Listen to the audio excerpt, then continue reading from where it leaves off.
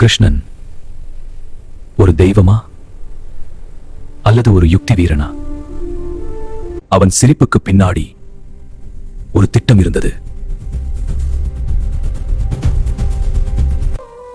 அவன் சிரிப்புக்கு பின்னாடி ஒரு திட்டம் இருந்தது. தர்மத்திற்கு எதிராக இருந்தாலும் அவன் சைகை கொடுத்தான். கர்ணன் ஆயுதமில்லாமல் இருந்தபோதும் அவன் தாக்க சொன்னான்.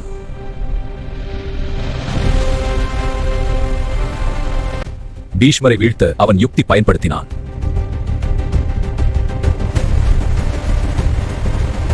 உண்மையையும் அவன் திருப்பினான்.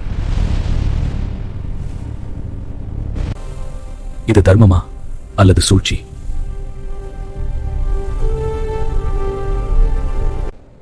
ஆனா இவை இல்லாமல் வெற்றி சாத்தியமா? இல்லை. பாண்டவர்கள் போரில் வெற்றி பெற்றனர். கிருஷ்ணன் தெரிந்தான் இது அவசியம் என்று.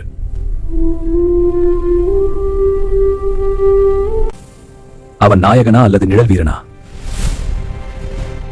உங்க கருத்து சொல்லுங்க. சப்ஸ்கிரைப் பண்ணுங்க.